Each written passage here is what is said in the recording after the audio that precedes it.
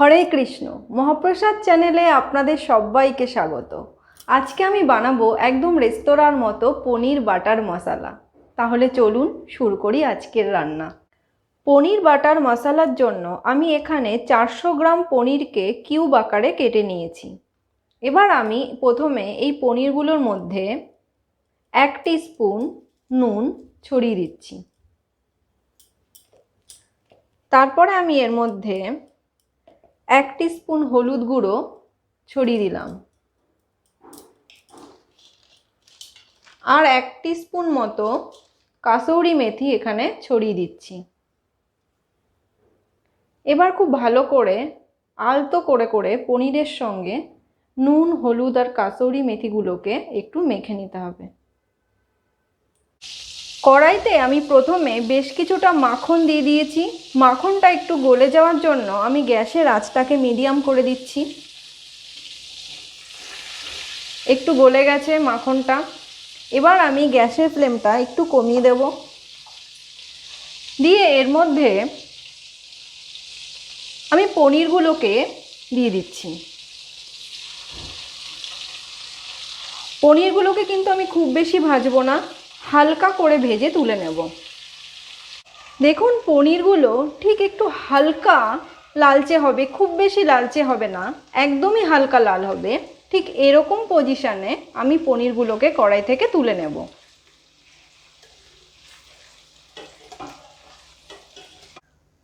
পনিরগুলো কড়াই থেকে তুলে নেওয়ার পরে যেটুকু বাটার ছিল আমার কড়াইতে, তার মধ্যে আরও 1 চামচ বাটার আমি দিয়ে দিচ্ছি। এবার এই বাটারটা একটু গলে গেলে আমি এর মধ্যে গোটা গরম মশলা দিয়ে দেব। গোটা গরম মশলার মধ্যে আমি এখানে এলাচ, দারচিনি, লবঙ্গ আর গোলমরিচ নিয়েছি। সেগুলোকে একটু ফাটিয়ে নিয়েছি। ফাটিয়ে নিয়ে আমি এর মধ্যে দিয়ে দিলাম। গ্যাসের ফ্লেমটা আমি মিডিয়াম রাখছি। এবার আমি এর মধ্যে 1 চিমটে সাদা জিরে দিয়ে দিলাম।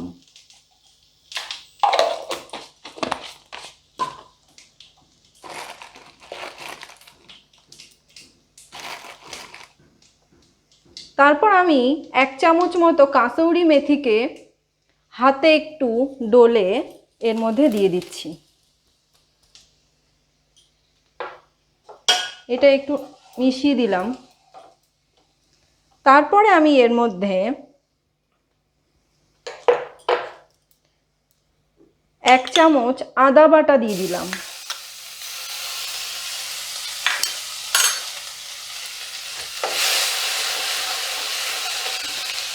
দুটো টমেটোর সঙ্গে আমি 3টে কাঁচা লঙ্কাকে মিক্সিতে বেটে রেখেছিলাম, সেটাকে আমি এর মধ্যে দিয়ে দিচ্ছি।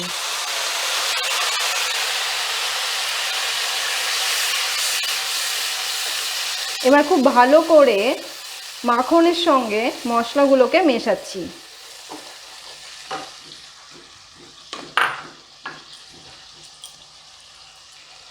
এবার আমি এর মধ্যে 1 চামচ মতো ধনে গুঁড়ো দিয়ে দিলাম।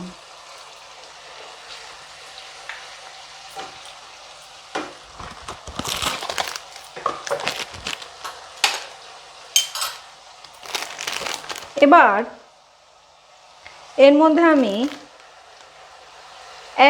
ছোট্ট চামচের 1 চামচ কাশ্মীরি লঙ্কার গুঁড়ো এখানে দিয়ে দিলাম কালারের জন্য।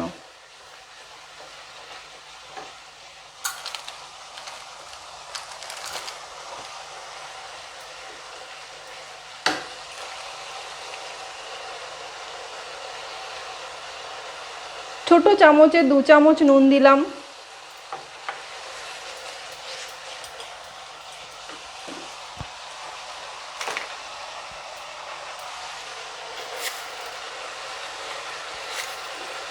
চার টিস্পুন আমি এখানে চিনি দিলাম।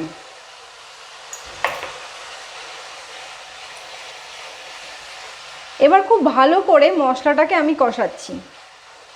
যতক্ষণ না মাখন আর মশলাটা একটু আলাদা আলাদা হয়ে যাচ্ছে, ততক্ষণ মশলাটাকে খুব ভালো করে কষাতে হবে।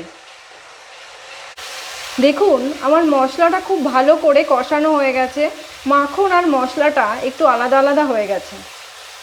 এবার আমি এর মধ্যে প্রায় গলা বাটি কাজু বাদাম বাটা দিয়ে দিচ্ছি।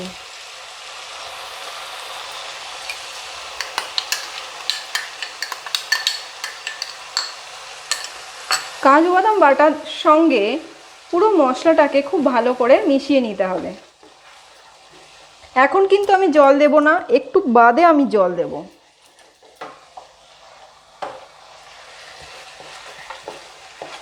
কাজু বাদাম বাটা আর মশলাটা খুব ভালো করে মেশাতে হবে।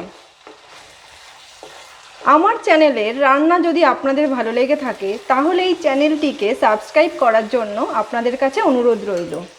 আর পাশে থাকা বেল আইকনটিকে প্রেস করে রাখবেন, তাহলে আমি নতুন রান্না দিলে তার নোটিফিকেশান আপনাদের কাছে তাড়াতাড়ি পৌঁছে যাবে।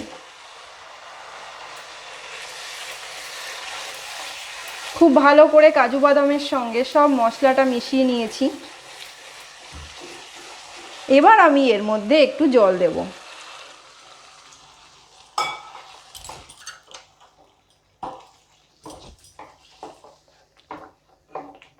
গ্রেভিটা খুব ভালো করে ফুটে উঠলে আমি এর মধ্যে হাফ কাপ পরিমাণ ফ্রেশ ক্রিম দিয়ে দিচ্ছি।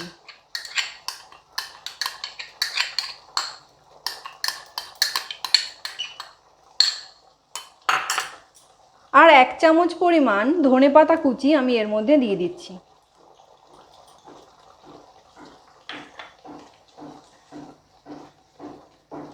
খুব ভালো করে ফ্রেশ ক্রিমের সঙ্গে গ্রেভিটাকে মিশিয়ে নিতে হবে। আমি আগে কিছুটা নুন দিয়েছিলাম, এখন আমি আরও 2 চামচ মতো নুন দিয়ে দিলাম, ছোট্ট চামচের 2 চামচ। আপনারা আপনাদের স্বাদ অনুযায়ী এখানে নুন দেবেন।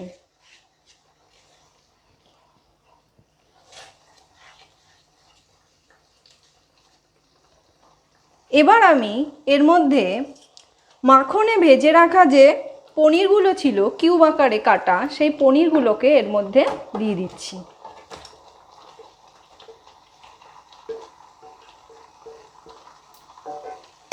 এবার পনিরগুলোর সঙ্গে গ্রেভিটাকে খুব ভালো করে মেশাতে হবে।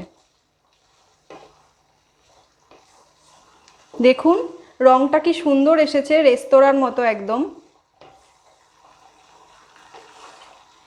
এবার গ্যাসের ফ্লেমটা একটু কমিয়ে দিয়ে আমি এটা 2 মিনিটের জন্য ঢাকা চাপা দিয়ে হতে দেব।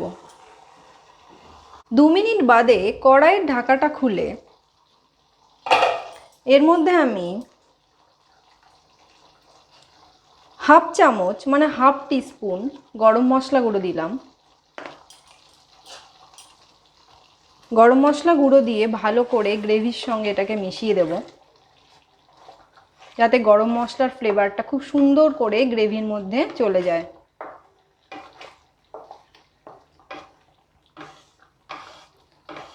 সব শেষে আমি এর মধ্যে আরও 1 চামচ মাখন দিয়ে দিলাম। এবার আমি এটাকে আরও 1 মিনিটের জন্য ঢাকা চাপা দিয়ে দেব এবং তারপরে কড়াই থেকে এটা নামিয়ে নেব।